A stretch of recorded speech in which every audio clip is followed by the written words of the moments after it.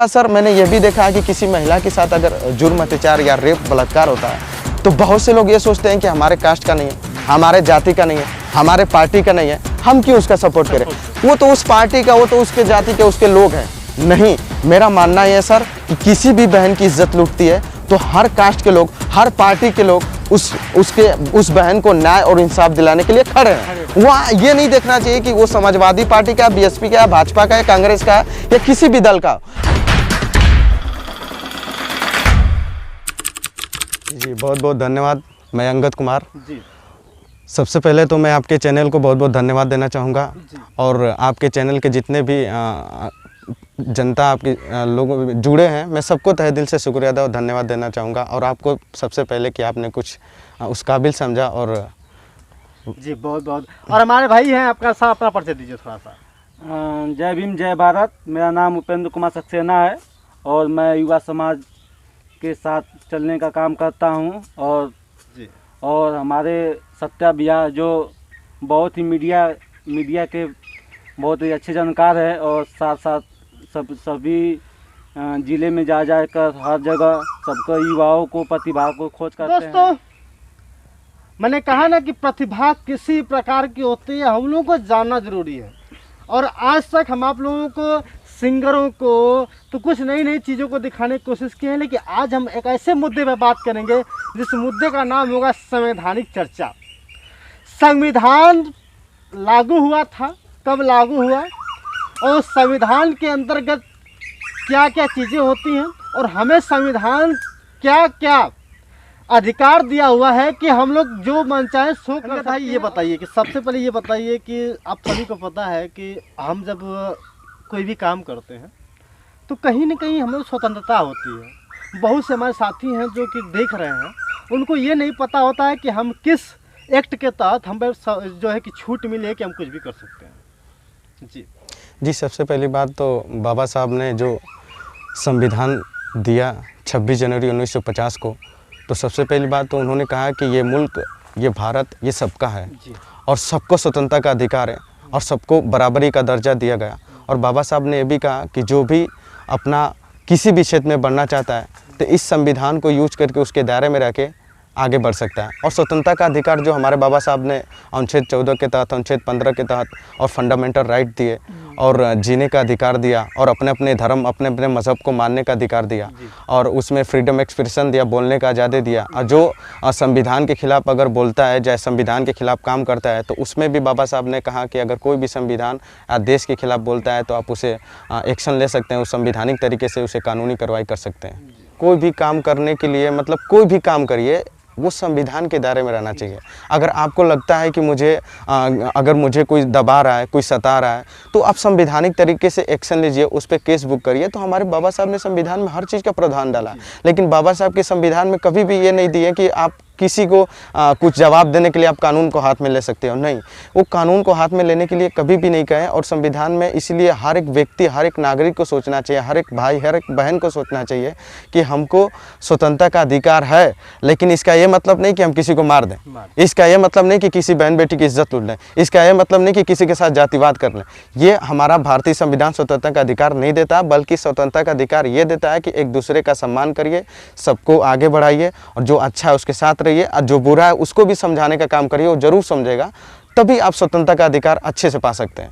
महिलाओं को सोचते हैं वो भी कि हमें स्वतंत्र है, जी, लेकिन महिलाओं को दबा के रखा जाता है। जी, उसके लिए क्या कहना चाहिए? सर, उसके लिए मैं यही कहना चाहूँगा कि मैं उन जितने भी महिला के साथ हमारी बहनें हैं और उस परिवार को भी कहना चाहता हूँ जो मतलब बहनों को फ्रीडम नहीं देते हैं, अपने दबा के रखते हैं, तो कहीं ना कहीं ये गलत है। और उन महिलाओं को अपने पिता से और अपने माँ बाप से ये बात रखनी चाहिए कि जितना पुरुषों का अधिकार है, जितना तो उतना हमको भी अधिकार मिलना चाहिए। क्योंकि एक माँ बाप हमेशा कहते हैं कि बेटे और बेटी की ही खुशी में हम लोग की खुशी है।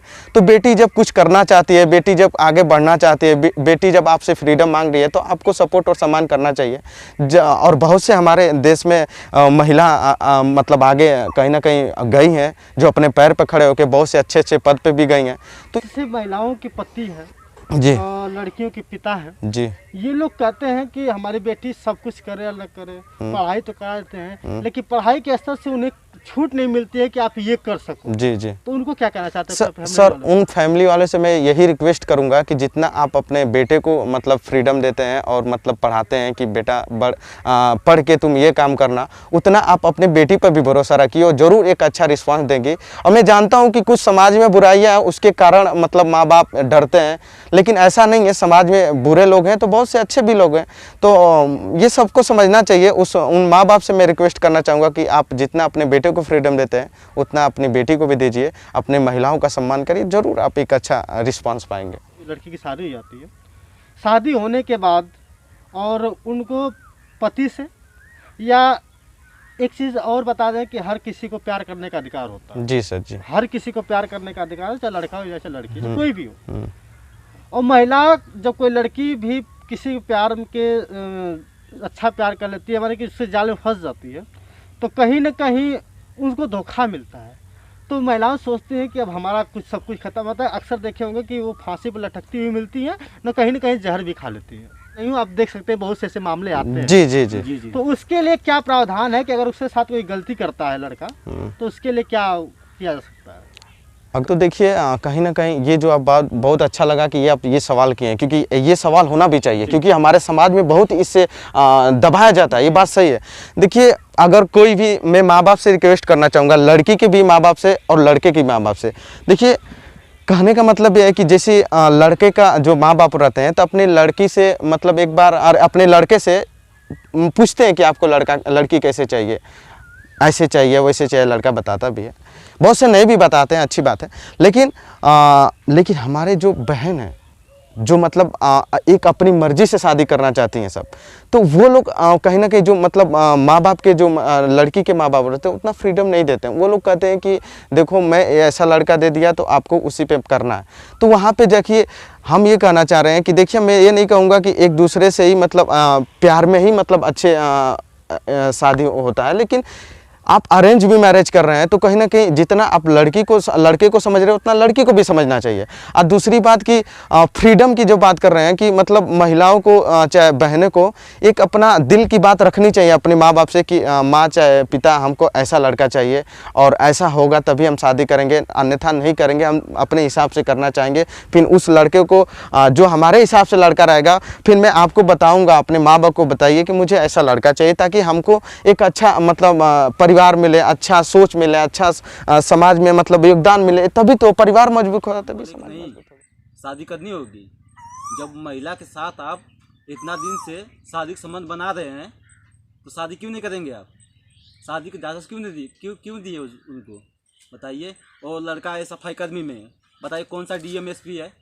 और DMSP भी होता तो शादी करनी होती, शादी करनी पड़ेगी। कानून अगर चाह दे वो कह रहा कानून को मतलब पैसा दे दो। अरे कानून तुम्हारे बाप का है?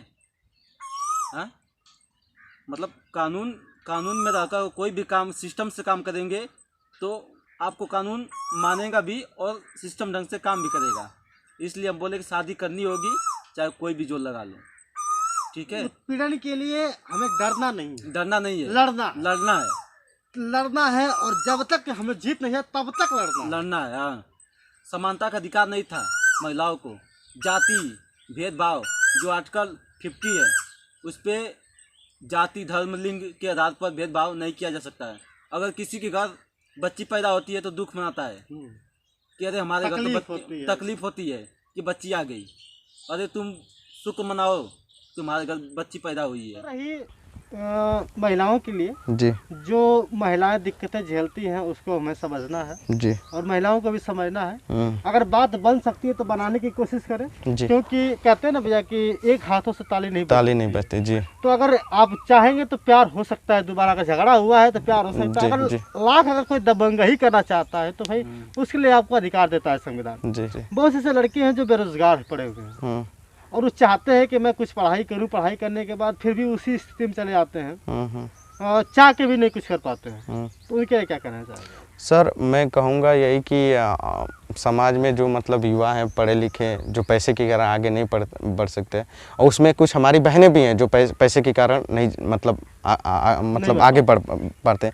लेकिन सर यही कहेंगे कि हम समाज के उन लोगों से कहना चाहेंगे जो समाज के नाम पे कहते हैं कि हम समाज को सुधारने का काम ठेका समझिए कि लिए हुए हैं, और चंदा भी लेते हैं कि हम समाज में एक अच्छा रिस्पांस देते हैं, समाज में सबको आगे बढ़ाते हैं।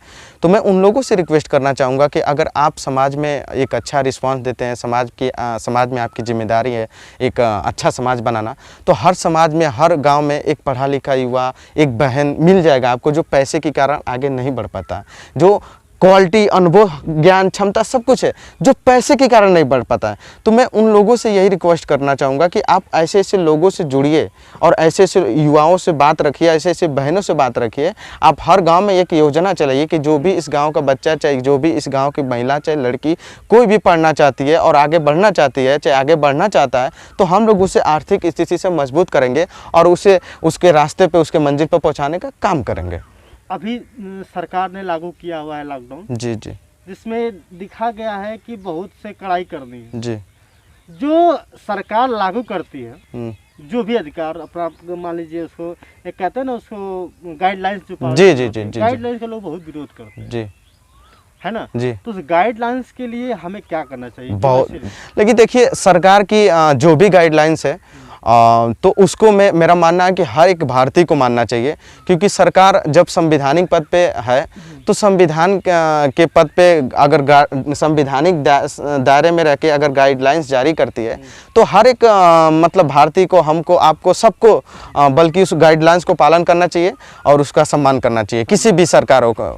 ये बताइए अंगद जी कि जैसे आज देखते हैं कि महिलाओं और पुरुषों के बीच अगर लड़का लड़की अगर कोई इंटरकास्ट शादी करना चाहता है तो उसके प्रति जो समाज में बुराइयां फैली हुई है, जातिवाद जिसको कह लीजिए हम, उस पर क्या चर्चा? सर उस पर यही कहेंगे कि समाज में जो मतलब इंटरकास्ट शादी का विरोध करते हैं, चाहे अपनी मर्जी से लड़का लड़की शादी करना चाहते हैं, चाहे करते भी बहुत से होते हैं, सुप्रीम कोर्ट हुआ, हाई कोर्ट हुआ, कचहरी, हर जगह जो स्टेट में इंटरकास्ट शादियाँ होती हैं उसको कोई रोक नहीं पाता है। लेकिन ये हम कहेंगे कि जो समाज में कुछ लोग हैं जो अपनी मर्जी से जैसे कोई शादी करता है तो कुछ लोग डांट बात लगा देते हैं। हाँ, और डांट बात कहीं ना कहीं ये बहुत गलत काम है, और जो लगाता है मेरा मानना ये है कि वो संविधान को और मतलब अच्छे से समाज को या देश के बारे में कुछ जानता ही नहीं है। कहने का मतलब ये है मेरा सर कि बाबा साहब ने इसीलिए बाबा साहब अम्बेडकर ने फंडामेंटल राइट इसीलिए दिया कि कोई भी अपनी मर्जी से किसी से भी शादी कर सकता है। हम ये कह रहे हैं कि संविधान जब हमको इजाज़त देता है, कानून जब इजाज़त देता है कि कोई भी लड़का चाहे किसी भी जाति या किसी भी धर्म का हो अपनी मर्जी से शादी कर सकता है, तो हम ये कहना चाह रहे हैं कि आप समाज में जो छोटी सोची के लोग, मान लीजिए छोटी मानसिकता के लोग, आप कौन होते हैं किसी की पर्सनल लाइफ में मतलब इंटरफेयर करने वाले। इसीलिए बाबा साहब ने कहा था कि फंडामेंटल राइट में यही दिया था कि हम किससे शादी कर रहे हैं, किससे प्यार कर रहे हैं, क्या हम खाना खा रहे हैं, क्या कपड़ा पहन रहे हैं, आप किसी की पर्सनल लाइफ में हस्तक्षेप नहीं कर सकते। और जब हस्तक्षेप करेंगे तो उस पर बाबा साहब ने कानून भी दिया है कि उस पर आप एक्शन भी ले सकते हैं। समझिए बात को। तो कोई शादी करता है अपनी मर्जी से हम करें, हम ये नहीं करें कि आप लेके भाग जाइए या किसी पर जोर जबरदस्ती डालिए, नहीं। लड़की के परिवार, लड़की राजी है, लड़का राजी है, दोनों परिवार राजी है, किसी भी जाति का हो, तो हमको आपको किसी को तकलीफ नहीं होना चाहिए। लेकिन ये उन लोगों की गलती है, कमियां है, ये गलत है। अगर आप ये कहना चाह रहे हैं कि कोई अपनी मर्जी से शादी कर रहा है तो हम डांट मत लगा देंगे, तो आप डांट लगा देने से आपको लगता है कि ये इंटरकास्ट शादी बंद हो जाएगी, तो नहीं होगी, बल्कि और बढ़ेगी। कितना बढ़ाएंगे, कितना घटाएंगे? ये कहीं ना कहीं आप अपनी मानसिकता, अपनी सोच दिखा रहे हैं कि हमारी सोच कितनी है, हम कितना ज्ञान और क्वालिटी आपके अंदर है, आप सब दिखा दे रहा है। क्योंकि जो अनुभवी लोग रहते हैं, अच्छे लोग रहते हैं, वो समझ जाते हैं कि आपकी सोच कितनी। जिला पंचायती, बीडीसी और जो प्रधान जी रहते हैं और जो थाना पुलिस गांव की रहती है, इन लोग की जिम्मेदारी बनती है कि हम अपने समाज में हर एक गाँव में जाएँ और कानून का डर दिखाएँ और कानून के दायरे में रह के और उसको बात करें और उसको बताएं कि कोई भी अगर ऐसा कानून के दायरे में रहकर अगर काम करता है तो उसको आप लोग सम्मान करिए, ना कि उसे विरोध करिए। तो इन लोगों की जिम्मेदारी, मेरा मानना है कि इन लोगों की जिम्मेदारी बनती है और उन लोगों की भी बनती है जो समाज में योगदान मतलब ये दावा करते हैं कि हम बहुत समाज को लेके चलते हैं, एक अच्छा मतलब सबको लेके चलते हैं, तो उन लोगों की भी जिम्मेदारी बनती है। सुना होगा कि 1585 की बात है। जी जी जी। ये 15 और 85 के चक्कर में ये हमारा भारत उजड़ रहा है। ये 15-85 के मामले में मैं जानता हूँ कि अगर 15 हो या 85, अगर दोनों एक बराबर हैं, अगर 15 में आपको अच्छा व्यक्ति दिखाई देता है तो 85 में अगर व्यक्ति दिखाई देता है अच्छा, तो दोनों का सम्मान होना जरूरी है। जी जी जी। बहुत जरूरी। क्यों उपेंद्र जी? जैसा कहने का मतलब ये है कि हम अक्सर देखते हैं कि अगर 15 का लड़का जो गरीब है उसको हम लोग तवज्जो नहीं दे पाते हैं, क्योंकि वो जानता है कि हम गरीब है, क्योंकि गरीबी हर जगह होती है, चाहे 15 की बात की जाए 85 की बात की जाए। अंगद जी जी, देखिए हमारा भारतीय संविधान किसी से भेदभाव करने की करने का अधिकार इजाज़त नहीं देता है। और दूसरी बात कि संविधान ये कहता है कि जो गलत है उसको छोड़िए, जो सही है उसको लेके चलिए। और दूसरी बात, तीसरी बात ये कहना चाहेंगे कि संविधान में किसी के साथ भेदभाव करने की इजाज़त नहीं है। तो हमको ये देखना चाहिए कि इंसान कैसा है, क्योंकि बुराई किसी भी जाति में हो सकती है, एक दलित में भी हो सकती है, एक ब्राह्मण में भी हो सकती है, एक यादव में भी हो सकती है, एक मुसलमान में भी हो सकती है। तो एक कास्ट पे किसी भी जाति में मतलब बुराई हो सकती है। हम अच्छा ये भी है, कुछ लोग का मानना ये है कि अगर एक कास्ट में अगर एक बुरा इंसान मिलता है तो पूरे कास्ट को कर देता है, तो ये गलत है। देखिए बुराई हर जाति में होता है, तो बुराई के साथ साथ आप इंसान देखिए ना, जो इंसान अच्छा है, जो देश और राष्ट्र और संविधान और महिलाओं के सम्मान के लिए काम कर रहा है, चाहे लेके चल रहा है, देश को मजबूती के लिए काम कर रहा है, तो उसमें सबको सपोर्ट और सम्मान करना चाहिए। और दूसरी बात सर जानते हैं, इसमें ऐसा हम लोगों को होना चाहिए कि जहां देश और राष्ट्र और संविधान की बात आए हम लोग सब एक हो जाए। व्यक्तिगत किसी से आप दुश्मनी क्यों लेंगे?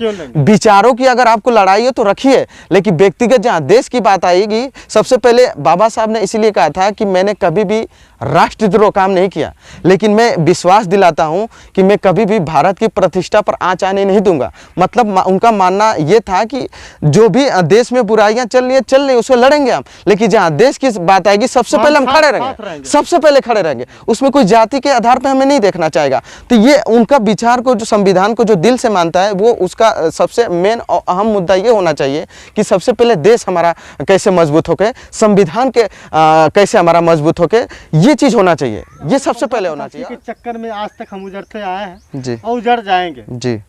अगर 15-85 के एक अलग रख दिया जाए, मैं अगर इंसान को इंसान समझा जाए तो हमारा 15-85 कभी नाम ही नहीं आएगा जी, क्योंकि 15-85 के चक्कर में दुनिया उजड़ रही है, भारत उजड़ रहा है। तो दोस्तों मैं आप सभी लोगों से उम्मीद करता हूँ कि आप लोग कम से कम 15-85 का चक्कर छोड़िए, आप लोग अच्छे इंसान को ढूंढिए जी, अच्छे इंसान का सम्मान करिए, चाहे वो 15 में हो चाहे 85 में हो। अगर कुछ लोग क्या होते हैं, कभी कभी इस चीज़ को समझ नहीं पाते हैं, तो उसको कैसे समझाया जाए? सर हम यही कहेंगे कि इस चीज़ को ऐसे समझाया जा सकता है कि हम सबसे पहली बात तो एक दूसरे को समझें और ये देखें कि ये इंसान कैसा है, क्योंकि हमने अभी भी कहा भी है कि मतलब बुरा कोई भी हो सकता है। और ये उन लोगों को, मैं उन लोगों से रिक्वेस्ट करना चाहूँगा जिसके अंदर जातिवाद है, और जातिवाद किसी भी कास्ट के लोगों को हो सकती है। मैं सिर्फ ये नहीं कहूँगा कि अपर कास्ट के लोग होते, एक छोटी कास्ट के लोग भी जातिवाद करता है, बड़ा होता है तो वो भी गरीब के साथ और मजलूम के साथ उथू करता है, अत्याचार करता है, भेदभाव करता है। तो मैं उन लोगों से भी कहना चाहूँगा कि जाति के आधार पर किसी को ना आप सपोर्ट करिए, जाति के आधार पर ना किसी को आप सम्मान करिए, बल्कि एक अच्छे इंसान पे करिए और एक अच्छी सोच पे करिए। और संविधान में आप जब बात कर रहे हैं जाति के, जो मतलब अपर हो चाहे मतलब छोटी कास्ट का कोई भी हो, जब प्रधान बनता है, चाहे एमपी बनता है, चाहे एमएलए बनता है, चाहे मिनिस्टर, चाहे उप मुख्यमंत्री, कुछ भी बनता है, तो वहाँ पे आप क्यों नहीं जातिवाद करते? वहाँ पे तो आपको हर कास्ट के लोग सपोर्ट करते हैं और सपोर्ट करके आपको एमपी, एमएलए, मिनिस्टर, प्रधानमंत्री, चीफ मिनिस्टर बनाते हैं, तो वहाँ पे आप क्यों नहीं खुल के विरोध करते? सवाल ये पैदा होता है। मुझे इस बात का तकलीफ होता है कि जब आपका पर्सनल काम होता है तो आप हर कास्ट के लोगों से करवाते हैं, वहाँ पे आप भेदभाव नहीं रखते हो, लेकिन जहाँ आप व्यक्तिगत की बात आती है तो वहाँ सबसे पहले आप कहते हैं कि नहीं नहीं तुम मेरे कास्ट के नहीं हो, तुम मेरी जाति के नहीं हो। ये गलत है, ये कैसे हो सकता? हम कैसे, देखिए मुल्क को 70 साल से भी ऊपर देश को आज़ाद हुए हो गया, लेकिन आज भी हम कहीं ना कहीं हर स्टेट में सुन लेते हैं, हर जिला में सुन लेते हैं, कहीं शहर में सुन लेते हैं कि यहाँ इसके साथ भेदभाव हुआ, यहाँ इसके साथ अत्याचार हुआ। अरे क्यों नहीं आप लोग सपोर्ट करते? और दूसरी बात सर, मैंने ये भी देखा है कि किसी महिला के साथ अगर जुर्म, अत्याचार या रेप, बलात्कार होता है तो बहुत से लोग ये सोचते हैं कि हमारे कास्ट का नहीं है, हमारे जाति का नहीं है, हमारे पार्टी का नहीं है, हम क्यों उसका सपोर्ट करें? वो तो उस पार्टी का, वो तो उसके जाति के, उसके लोग हैं, नहीं, मेरा मानना है सर कि किसी भी बहन की इज्जत लूटती है तो हर कास्ट के लोग, हर पार्टी के लोग उस बहन को न्याय और इंसाफ दिलाने के लिए खड़े रहें। वहाँ ये नहीं देखना चाहिए कि वो समाजवादी पार्टी का, बीएसपी का, भाजपा का, कांग्रेस का या किसी भी दल का। ये सबकी कमियां। मैं सिर्फ ये नहीं करूँगा, ये छोटे पार्टी लोग का भी जिम्मेदारी बनता है और बड़े पार्टी लोग का भी जिम्मेदारी बनता है कि आप कैसी सोच रखते हो, आप कैसी रखते हैं। कहने का मतलब है कि किसी भी हिंदू हो, मुसलमान हो, सिख हो, दलित हो, कोई भी हो, कहीं पे भी अत्याचार होता है तो हम सब भाइयों को, हम सब बहनों को, हम सब मीडिया के क्षेत्र को, लोगों को, जज, वकील, सबको सम्मान और उसको इंसाफ और न्याय के लिए खड़े होना चाहिए। ये नहीं देखना चाहिए कि वो किस कास्ट का, किस जाति का। ये जब आप देखते हैं तो मुझे लगता है कि हमारा मुल्क किस रास्ते पे जा रहा है। आज भारत, अरे आज अमेरिका, ब्रिटेन, लंदन, चाइना क्यों शक्तिशाली है, बताइए आप क्यों शक्तिशाली है? क्योंकि वहाँ इस जातिवाद ये सब नहीं है। वहाँ हर लोगों के वहाँ एक दूसरे का सम्मान होता है और उसको डेवलपमेंट करते हैं। अपने अमेरिका को, अपने देश को वो लोग मजबूत करते हैं। और हमारे देश में क्या होता है? जाति के नाम पे, धर्म के नाम पे, बताइए, गाय के नाम पे, किसी को अछूत के नाम पे, क्या क्या बात करते हैं आप? ये कैसे हो सकता है? कितने जब इसीलिए हम कहें कि सर हर कास्ट के लोगों को ये समझना, सोचना है कि आपको आगे बढ़ना है और आगे बढ़ के साथ एक देश को मजबूत करना है तो अच्छी सोच रखनी पड़ेगी और संविधान के दायरे में रह के काम करना पड़ेगा। तभी आप एक अच्छा रिस्पांस करा सकते हैं और एक अच्छा भारतीय कहला सकते हैं। अब मेरा मानना है सर, ये भी कहेंगे कि जो अपने आप को राष्ट्रवादी कहते हैं, मैं उन लोगों से भी कहना चाहूँगा कि आप राष्ट्रवादी की बात करते हो और देश की बात करते हो। राष्ट्र कब मजबूत हुआ? जब राष्ट्र गरीब, मजलूम, दबे कुचले लोग जब सिस्टम में आएंगे, उनको सम्मान मिलेगा, एक नज़रिए से देखा जाएगा, इज्जत की निगाहों से देखा जाएगा, तब आपका राष्ट्र मजबूत होगा, तब हम लोग का देश मजबूत होगा। सिर्फ मुंह पर चोला लगा देना कि हम राष्ट्रवादी हैं, हम तो राष्ट्र को लेके चलते हैं। अरे भैया, अब गरीब मजलूम आज की देश में, आज की स्थिति में देख लीजिए सर, हम लोग, आप भी देखते होंगे भाई, सब लोग देखते होंगे और जितने भी हमारे इस आपके मीडिया के क्षेत्र में जितने भी लोग देखेंगे, सुनेंगे, सब जानते होंगे, हर एक स्टेशन पे, हर एक चौराहे पे गरीब मजलूम भीख मांगते हुए मिल जाएंगे। क्या किए आप उसके लिए? हर गांव में आज उसी तरह गरीबी उसी तरह है। आप क्या किए? क्या आपकी जिम्मेदारी नहीं है? हम कमी नहीं बता रहे हैं। जब आप जिम्मेदारी लेते हैं कि हम इस चीज़ को मतलब एक अच्छा रिस्पांस देंगे और आपके रहते हुए उसी तरह मतलब उसी तरह रह जाता है तो कैसे होगा? तो ये सर सबको सोचने और समझने की बात है। और जातिवाद ना देखिए, बल्कि एक अच्छा इंसान देखिए, अच्छी सोच देखिए, अच्छी क्वालिटी देखिए, अच्छी अनुभव देखिए, अच्छी क्षमता देखिए, उसके हिसाब से आप किसी को सपोर्ट और सम्मान करिए, जरूर एक अच्छा आपको रिस्पांस देगा। तो जैसे कि अंगद, एक और बातें मैं आपसे पूछना चाहूँगा कि आपको पता है कि हमारे देश में बहुत सी ऐसी यूनिवर्सिटियाँ हैं जी, जो जिसके आधार पे जिस यूनिवर्सिटी में पढ़ने के बाद लड़के निकलते हैं, लड़कियां भी निकलती हैं जी, लेकिन वो मुद्दा एक ही रखती है जी। एक जाति के आधार पर मुद्दा रखती है। उसके लिए क्या कहना चाहेंगे? सर ये कहेंगे कि जितने भी हमारे भारत में अच्छे यूनिवर्सिटी हैं, BHU है, दिल्ली है, इलाहाबाद है और लखनऊ है, जामिया है और बहुत से अच्छे अलीगढ़ मुस्लिम यूनिवर्सिटी है, तो मैं यही कहूँगा कि जब उसमें से बच्चे पढ़ते हैं तो मुझे गर्व होता है और आप लोग सबको होता है, क्योंकि एक अच्छा यूनिवर्सिटी है, उसमें से बच्चा पढ़ रहा है तो कहीं ना कहीं देश के लिए अच्छा काम करेगा और राष्ट्र के लिए काम करेगा और एक अच्छा रिस्पांस देगा। तो मैं यही कहना चाहूँगा कि सर उसमें से बहुत से बच्चे ऐसे हैं जो अच्छा रिस्पांस भी देते हैं, लेकिन बहुत से बच्चे ऐसे हैं जो मतलब अच्छा रिस्पांस नहीं भी दे पाते हैं। तो ये कहना चाहूँगा कि उस जितनी भी बड़ी बड़ी यूनिवर्सिटियाँ हैं, उन तमाम प्रोफेसर और लेक्चरर की जिम्मेदारी बनती है क्योंकि कि आप स्टूडेंट को किस रास्ते पे और कैसे पढ़ाते हैं। क्योंकि जो एक टीचर होता है सर, हम लोग जिस टीचर से पढ़ते हैं तो जो टीचर पढ़ाता है वही स्टूडेंट भी फॉलो करता है। तो जो टीचर पढ़ाएगा तो वो स्टूडेंट फॉलो करता है। तो सभी टीचरों का मतलब ये जिम्मेदारी बनती है कि आप कैसे स्टूडेंट को पढ़ाते हैं और आपका पढ़ा हुआ बच्चा कैसे भेदभाव करने लगता है, कैसे एक धर्म को, एक जाति को लेकर चलने लगता है। तो ये आपकी जिम्मेदारी है। मैं उस स्टूडेंट पे कभी भी नहीं उठू करूँगा, लेकिन मैं उन जो मतलब बड़े बड़े बुद्धिजीवी लोग हैं, मैं उन लोगों से कहना चाहूँगा कि आप लोग की जिम्मेदारी है, हर एक यूनिवर्सिटी, हर एक कॉलेज की जो बड़े बड़े लेक्चर प्रोफेसर जो PhD करके मतलब एक अच्छा मेहनत करके स्टूडेंट को पढ़ाते हैं, तो उनका हम कहना चाहेंगे कि आपके रहते हुए और कैसे मतलब बच्चे भेदभाव कैसे बदल जाते हैं क्योंकि मतलब या तो आप लोग उतना अच्छा रिस्पांस नहीं दे पाते हैं या तो आप लोग बस यही कहते हैं कि बेटा आप लोग पढ़िए और पढ़ाई के बाद पैर पे खड़े हुए और नौकरी पाइए और उसके बाद परिवार अच्छा मिलेगा, लड़की अच्छी मिलेगी, बस वहीं तक आप लोग सीमित कर देते होंगे। लेकिन ऐसा सवाल ये पैदा होता है कि यूनिवर्सिटी के बच्चे जब निकलते हैं सर, तो देश के लिए कितने काम करते हैं, राष्ट्र के लिए कितने काम करते हैं, महिलाओं के सम्मान के लिए कितने काम करते हैं, जो जातिवाद भेदभाव अत्याचार होता है उसके लिए कितने काम करते हैं, जो इंटरकास्ट शादियाँ होती है उसके लिए कितना आप सपोर्ट करते हैं।